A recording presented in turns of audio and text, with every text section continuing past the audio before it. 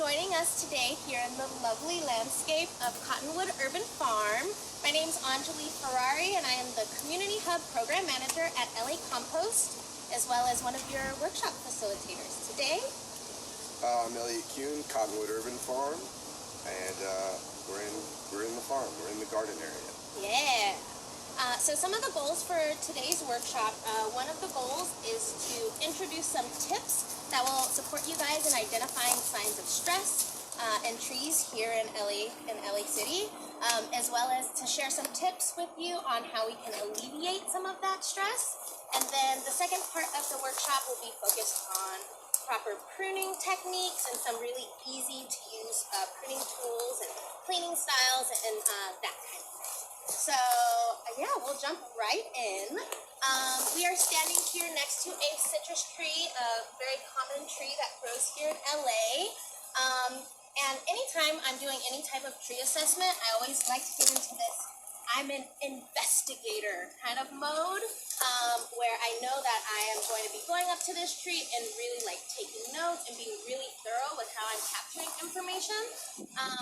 One of the tips I will share with you that I think is one of the most important tips before you can actually start identifying signs of stress is to identify what kind of tree it is.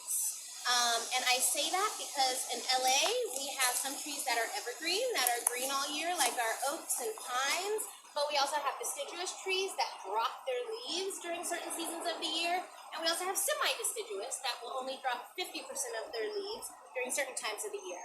So it kind of creates, what it does is it will create a buffer so that you can make sure that you're assessing for stress on the tree, and not maybe saying like, oh, this tree has an issue because it doesn't have leaves on it, when it could actually just be dormant instead of dead. So that is one suggestion, is to identify the tree. Something else that I think is a huge red flag and is something that's like really obvious to spot is looking here in the leaf canopy where all the leaves are and looking for signs of dieback. So that is usually always an extreme sign of stress. And I kind of, Elliott's kind of cutting off a little piece here. And you can, it's very prominent. You can see where the tip is kind of died back. And that can happen for a variety of reasons. But in short, trees, what they do and how they function is they work in these, they can compartmentalize themselves. And so this could be a sign that the tree maybe doesn't have enough nutrients in pumping to that area. It could be a sign that there's some type of invasive borer or something that's really attacking the tree. I do want to be clear and say that just because you have dieback in your tree doesn't mean that it's going to die. It just means that you've got some stress, okay?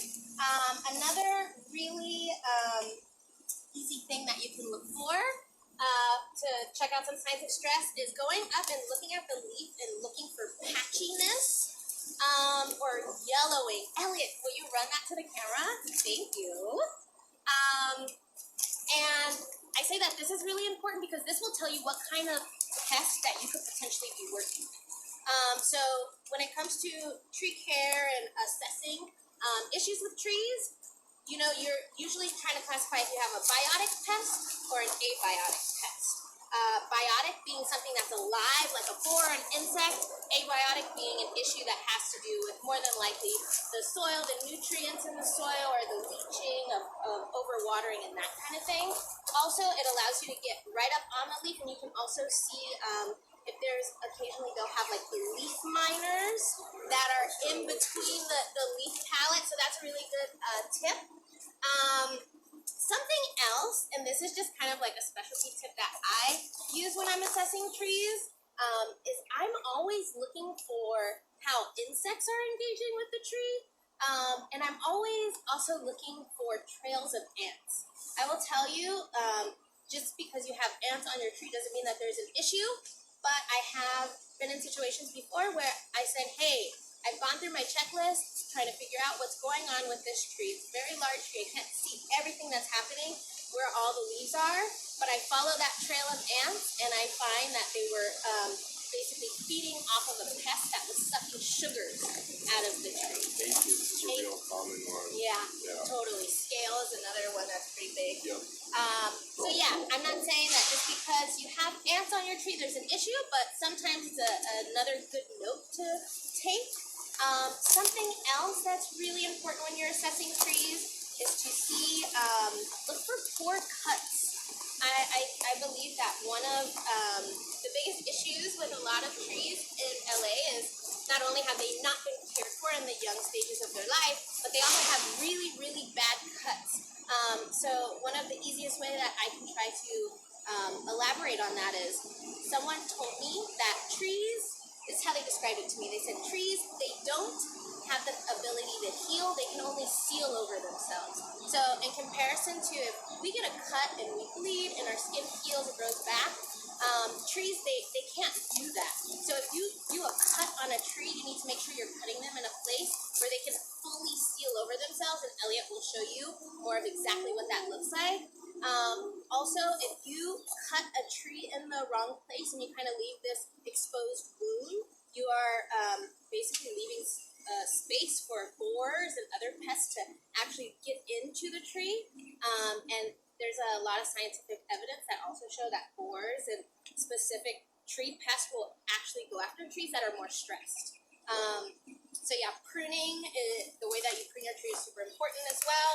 And then something else to look for, which I don't really see many here, are suckers on a tree, which is unhealthy growth. Which usually often they can come from really any part of the tree. You most often see them just shooting up from the base. There were some, we just transplanted these trees, but we had a project in another part of the yard and decided to move these. Not a great time, a little hot, right? But there were suckers on the base of some of these, and I wound up, normally you can just rip them off. You can, like, if you get low enough, you should be able to pop them off. And it's below where these trees are grafted, so it's a rootstock that's coming up and competing with the tree. So always maintaining, if it's below what we call the graft union, which you can ID, but if it's coming from down below, usually just rip it. You want a single trunk on citrus trees, the peach and plum and stuff that we'll show you, but I removed it off of this one. Okay, yeah. No, totally. But yeah, so just kind of keeping an eye open for any type of unhealthy growth. Another reason that suckers are bad is because the leaves are younger, as Elliott mentioned, so they can photosynthesize a little bit faster, and they can long-term actually outgrow your tree, and then you're left with like this bush. This bush that doesn't taste good because it's not the variety that you're actually trying to cultivate. Totally. Like this is our Eureka lemon, but if we let it grow from the base, we would get this like nasty little sour orange. And a lot of people have that. I've had that with citrus trees. People are like, I have this orange tree. It makes so many oranges, but they're disgusting. Most likely that's rootstock that's grown on its own for a really long time. Yeah. So, yeah, always maintaining that. Great point, Elliott. I love that. Also, we're going to just kind of come down here to the base because we're about to jump into tree care. Something else that I look for to identify signs of stress is I like to go up and just really touch the trunk and the base. It's really common where I will get through my assessment checklist and say, what is wrong with this tree? Sorry, you can back up a little bit. Sure. Oh, no worries. We do 10 seconds. Yeah, of course. So we're coming down to the base here, and I was highlighting that, sometimes I'll get through my entire checklist as far as how to assess this tree and what's going on and what the issues are, and I can't figure out what's happening, and then you go up and you actually feel the moisture in the trunk of a tree. That will tell you if there's any type of fungus or mold that's growing there, and it will lead you to being able to ask more questions. For example, is this tree planted next to a sprinkler system where the tree trunk is getting sprayed every day? Trees don't like that. So yeah, just always being in that I'm an investigator mindset and leaving space for more questions. But yeah, always kind of feel the trunk and kind of get up on that. And then the last thing that I will highlight, and this is kind of in alignment going back to that first step of identifying the tree, is occasionally trees are planted, we say like wrong tree, wrong place. where you will put the wrong type of tree in the wrong place. And I can give an example that so I will do my best just to jump right back into where I left off. So yeah, we were down here at the base of the tree, and I believe the last thing that was caught that I was talking about was wrong tree, wrong place. And this goes back, in alignment with that first question when you start identifying signs of stress in a tree, is identifying what kind of tree it is. So it's really, really important for you to know what kind of tree it is and identify if it's been planted in the wrong place. A good example of that would be if you ever been on the street and seen street trees that are growing, over 50 feet tall, and then they're topped because they're growing right under power lines. That's like a really good example of wrong tree, wrong place. That's important for you to know because if you're going to be doing any type of pruning, or if the tree's young enough, you could potentially transplant it and move it to another location where it would do better. Those are all just kind of top tips that I would say. Thanks, Elliott. Yep. That are good suggestions for how to identify signs of stress. Okay, so I'm going to go ahead and... Oh, shit. Me? Yeah. A bee. I'm super intolerant to bees, so sorry about that. Okay, so we're going to go ahead and jump into tree care now that you guys kind of have like some top tips to marinate on. All right, so let's go ahead and go down here to the base. I'm going to start just super, super simple with you want to make sure that there are no weeds around the base of your tree. No weeds and no grasses. I will say that especially here in Los Angeles, there are a lot of people who are experimenting with planting cover crops around the base of their trees and using native plants to plant around the base of their trees to kind of shade the root systems and kind of create this whole, specific environment for the tree to thrive in. I will tell you that grass and weeds is not one of those companion plants that should be planted around a tree. Based on the amount of water that it needs and the amount of nutrients that can be stripped from around the base of the tree, those are just things that you don't want growing. So you always want to remove the weeds and the grasses, and always make sure to do your best to remove the actual roots so they don't come back as quickly. Something else that's super important in any type of tree care is to have a berm here at the base of your tree. In short, it is a tree or plant moat. It is a water catchment area for the tree. Why is this so important? Because the idea is that you want to put all the water and focus it towards the root ball of whatever plant or tree that you're working with. You want to train the roots to go down and deep, so the idea is long-term that they can search for their own water and kind of self-sustain. It's really common if you are irrigating with sprinkler systems or if you don't have a berm, a lot of the water won't be focused on that root ball, and you can actually create a really weak root system structure, which long-term is like not great for the tree. Beautiful berm, Elliott. Thank you. Goodness. All right, cool. So we've got this beautiful berm. You can tell if we poured water in here, it would all stay. And we always say pour the water as fast as the tree can drink it. So the next step that we're going to do is we are going to add a layer of compost to our berm. Elliott, you're the bomb. And what we're doing is I'm just going to put it here in the base and kind of put this nice little layer. But what we're doing is, I had this conversation recently with someone and they were like, well, compost, it's fertilizer, right? And how I think of compost and fertilizer being different is I think of fertilizer, compost it is. It's a type of fertilizer, it's a soil amendment. But when I think of fertilizer, I think of it having a very specific job for a specific time. In comparison to compost is more about adding value to the soil web and actually building up soil. So yeah, we are gonna add this nice beautiful layer of compost, and then we would typically like to put a layer of mulch on top to basically kind of create this this layering system. I don't have it, but I do have old pieces of burlap Yeah, totally, that'll totally work. that rot out. And the idea is just that we want to make sure that the compost is staying covered so it doesn't get dried out. Also, there's a lot of microbial life and other types of things that may be moving around there in the compost that we want to penetrate and go into the soil. If we just left that exposed, it would completely bake dry pretty quickly, and then that would kind of be we want to keep it moist. We deep soaked it last night, anticipating going in today's heat wave.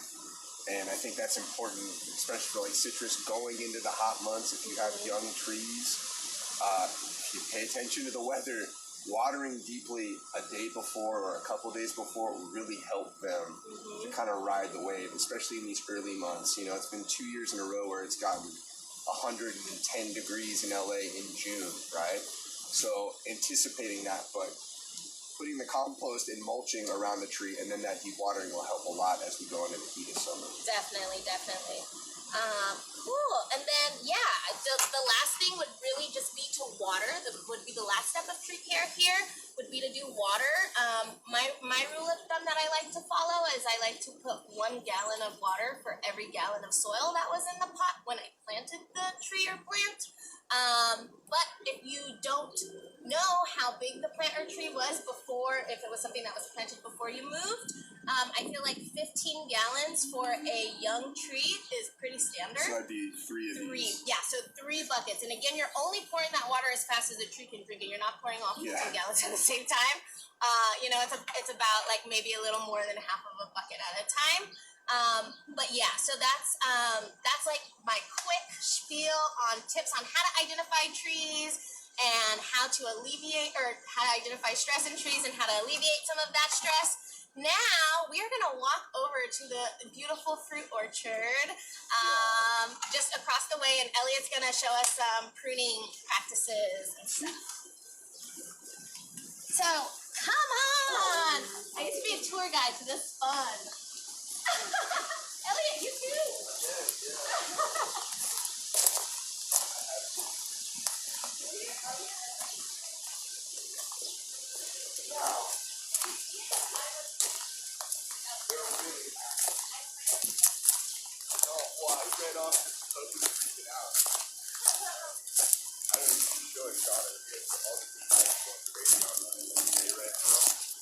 So our big black dog won.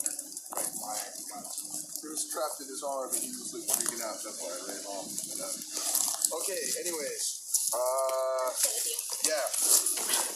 Tree Care. This is the best book ever. And it was published here in the San Fernando Valley in 1942. And it's exactly what it says, how to prune fruit trees. It's a great book. You can buy it for super cheap online or wherever you want to purchase it. It goes by fruit tree. And so like there's this thing on peaches, which we'll show you some examples of. And then it also shows you like the training of young trees. All right. And going back to what Enjoli talked about, which was this idea of how to make a good cut and how to prune. So all that's kind of covered in this book, and it's over 70 years old, but still really, really applicable. In general, for all your pruning needs, you need these 2 things, and you can pretty much do everything, okay?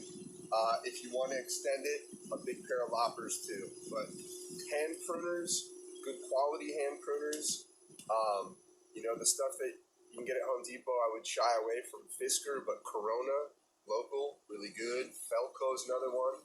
These are Bacos. Keeping these nice and sharp is essential too, so everyone can find their own thing. I use this thing, it's called the multi-tool. It literally clips on, and you have a little sharpening pad, and it lets you sharpen. I'm not going to belabor it, but keeping sharp tools is super essential to making good cuts on the tree. That also comes with cleaning your tools. So we'll prune here today. At the end, I always go through and clean my saw, clean whatever I've used. Going back to what Enjoli talked about, like disease on trees, you don't want to spread that through your orchard, all right? But in general, pruners, a saw is really all you need for the average home garden. And so I'll kind of walk you through this orchard back here, and I'll show you how to make a good cut, how to check if a branch is dead or alive, and then I'll talk a little bit about the basic structure. And this is specifically mainly for peaches, which we call stone fruit. And the stone fruit includes peach, nectarine, plum, apricot, and those weird things called pluots, those hybrids. So we'll kind of talk about how you build structure on a tree for best fruit production. So cool if we walk into the orchard and I'll follow me this way. Social distance.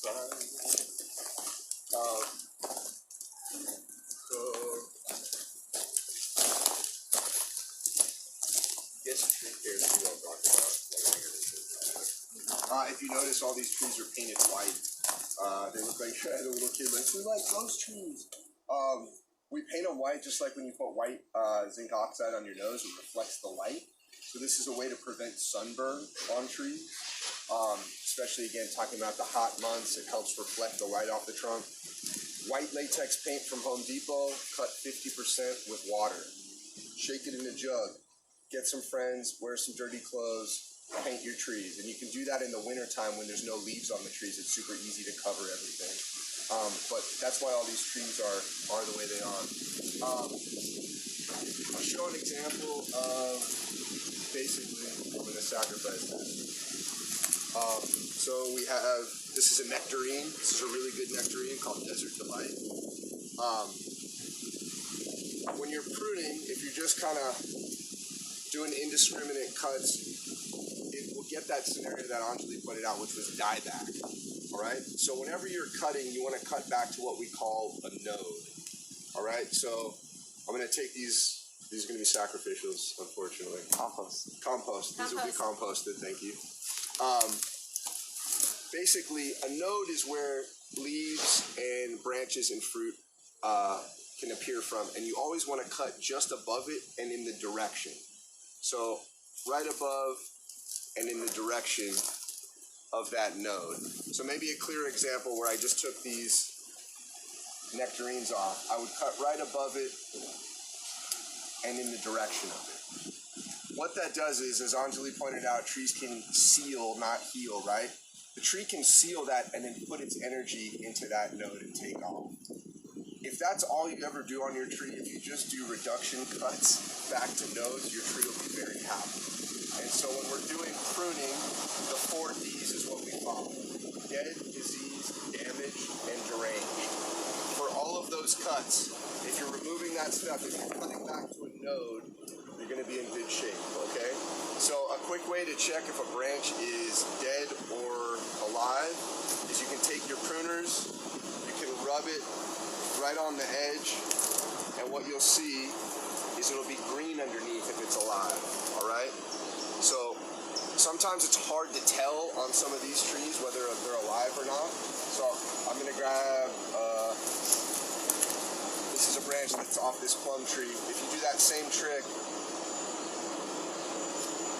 it's brown, no life, no cambium layer, all right? So you can use a small little bit of damage to the tree, but you can do that to check whether that branch is alive or not. If we go to this tree, I'll show you some dead branches that we can take off. So, the 4 Ts, dead, disease, damage. Here's a nice damaged branch right here. Again, if I did it, you'd see there's no green underneath. So again, thinking about taking it back, you just cut right above. That would be a complete removal cut. All right. This one, let's say, I'm going to do this as an example. Let's say this was broken here, damaged. I could come back to this node right here and cut right above it in the direction. All the energy of that tree will go into this one, okay? So deranged is another one, okay? Deranged, if you look at this tree, it's kind of in this structure. So for peach and nectarine trees, we've kind of tried to train them into an open base, a hand facing upward. And so you don't want branches crossing, that's the goal. So right here's a prime example. These 2 branches are crossing each other. What'll happen over time is friction, right? And that friction can wear a hole, and that can go back to an invitation of disease or insect. So this has got a little bit more strength. This branch really is going to go this way, so I'm going to follow this back to a node I like. There's a little vigorous node. I'm going to cut right above it in the direction of that branch. So this tree now will put energy here. I've eliminated the deranged part. So dead, diseased, damaged, deranged. Diseased, I don't have any examples per se on these trees, but what you might see out of some of your trees as disease is weeping of sap. Sometimes that'll happen on stone fruit a lot. You'll get where it'll be like globs of sap. If that's happening, go ahead and find that branch and go ahead and remove it as best you can. And so those are kind of the simple tips and tricks. I'll show you one more on an apricot if we come this way.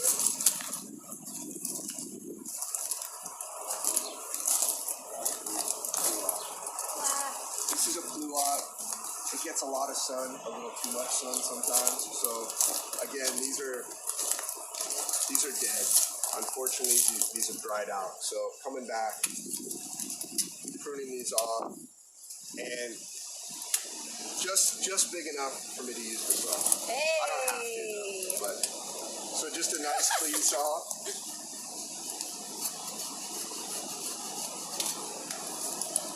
You can use a saw really up to a branch almost about 3 inches thick. Just take your time, but that gives you a nice clean cut. That would be a little too hard for me to get with my pruners, and you wind up mashing the branch. But again, here's another little, this one's dead out here, but has life at the end. So, as Enjoli was talking about earlier, that notion of dieback. So no life there, but if we come all the way back here, there's still life bright green in that branch.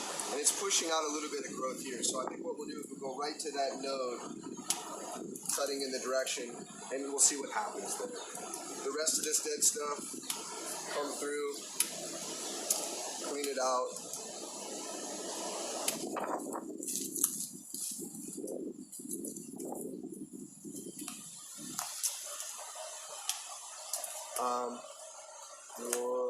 Let's see. Alive, dead. All the way down. Alive, dead. Dead. And alive. This can be a task for you throughout the year, is always removing the 4Ds. In general, we do a big pruning in winter, and we do a second pruning at the end of summer, we call summer pruning. And it's less about the 4Ds at the end of summer, but more about just what you'll see is these trees will shoot a tremendous amount of growth, and we come through and we kind of almost just bring everything down like a tight haircut. Slows the trees down. But the 4D pruning is something that you can do year round. Awesome. Pretty good? Yeah. Do you have questions? Yeah, do we want to take a couple minutes for questions? There's a Do you construction. want to roll to the shade? Yeah, let's go to the shade. There's construction going on behind us. They're pouring a new driveway. Well, yeah, so do you guys have any questions? We left 5 minutes. It's a Q&A.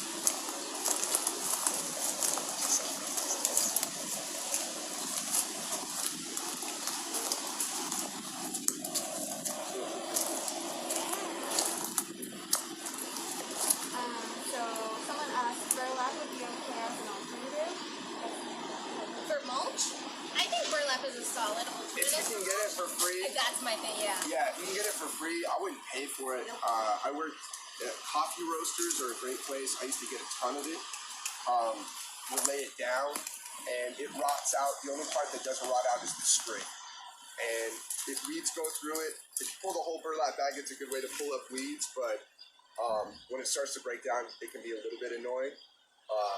I think mulch, just like with making compost, is the greatest. Yeah. And it's an abundant resource in Los Angeles. But my short answer is yes, burlap can be used. My long answer is maybe not the best choice, but Cool. And then, how often do you want to do that? Tree care? repeat the question. The question was, how often do we want to do tree care? I think it really depends on a few different things. The age of the tree, if it's a tree that's younger, that's been in the ground for less than 7 years, depending on the type of tree, I always suggest doing tree care, depending on what time of year, like minimum twice a year, but also thinking in a segment of a season, like summertime. If you have a tree that's stressed, young, and has been in the ground for less than 7 years, you may need to do tree care, doing the deep watering on it. But that also kind of goes back to the specific type of tree, the age of the tree, Yeah, and if it's like fruit tree or that kind of thing. What about you, Elliott?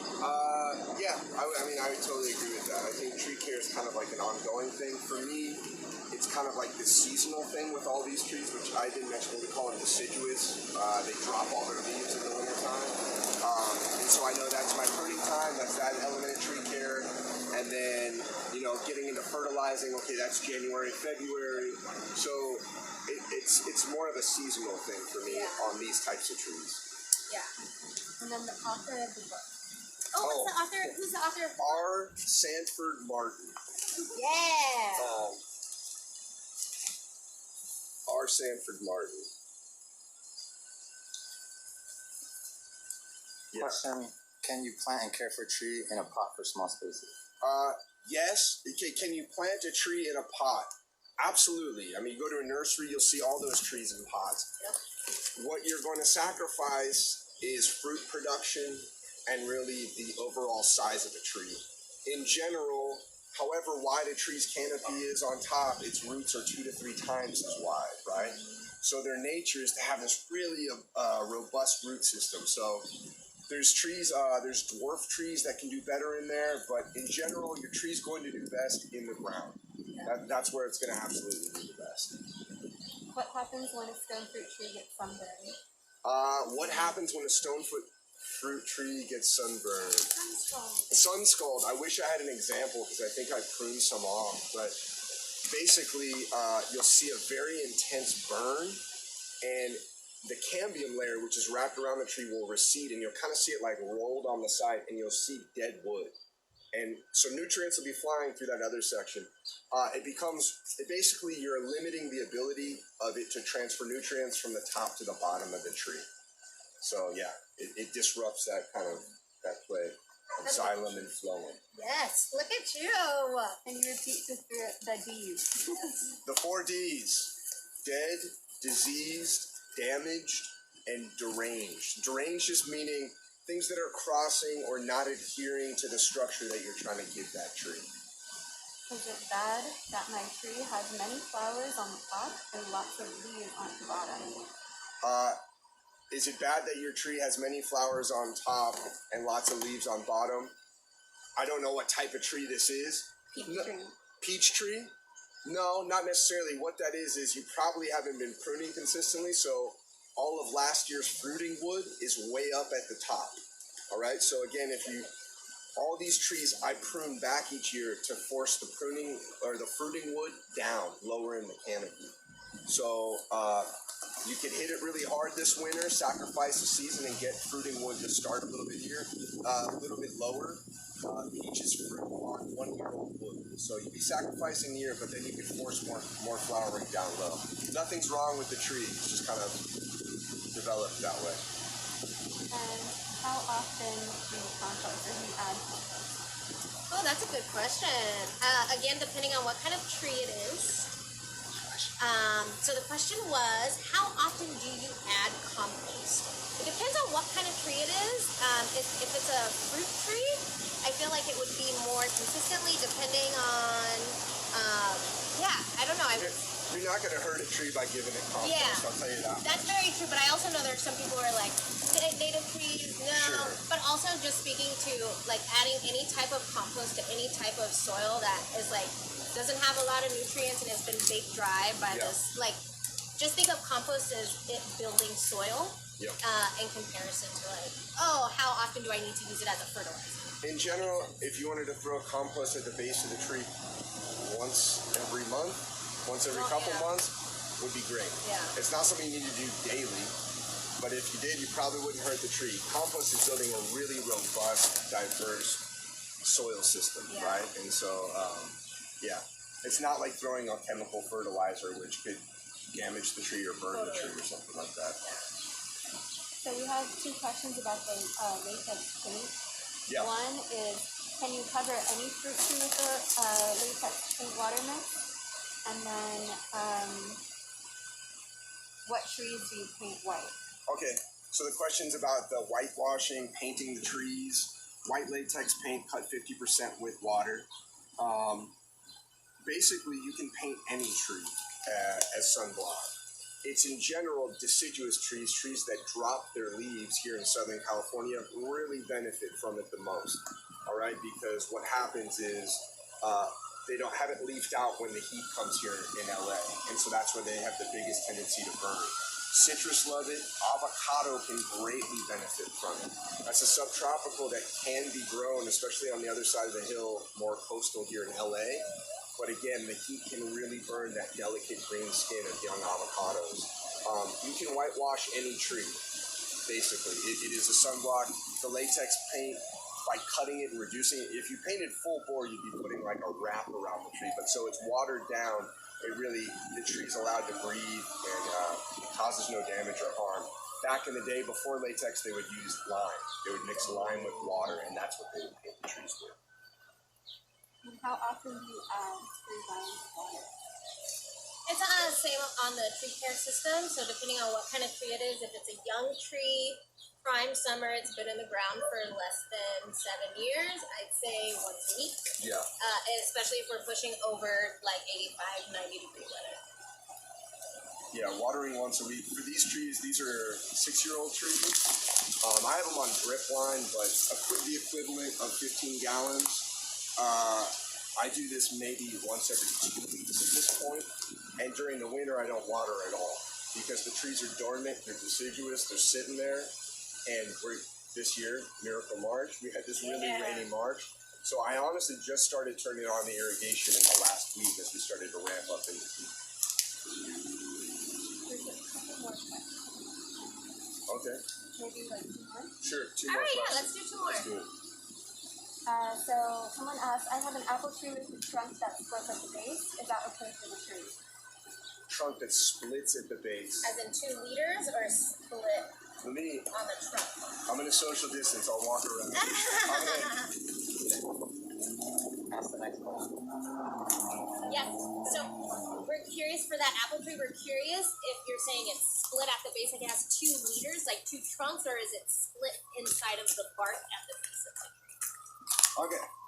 Elliott's got an example. Here's a dead apple tree. One that I unfortunately killed through neglect.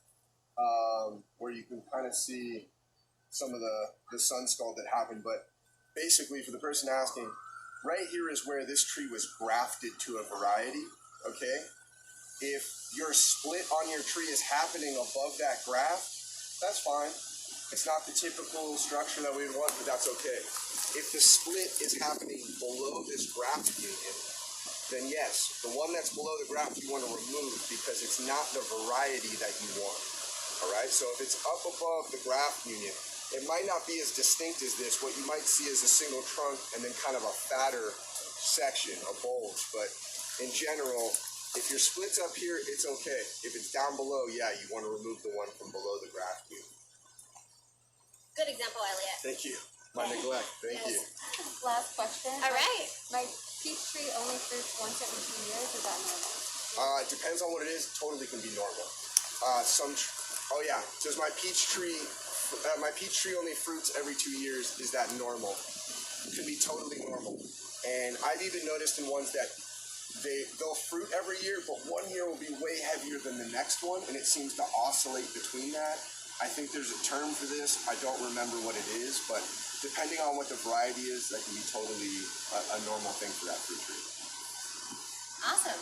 All right? All right. Thank you all for joining us today. I hope you really enjoyed the workshop. And yes, if you'd like to see more workshops, let us know.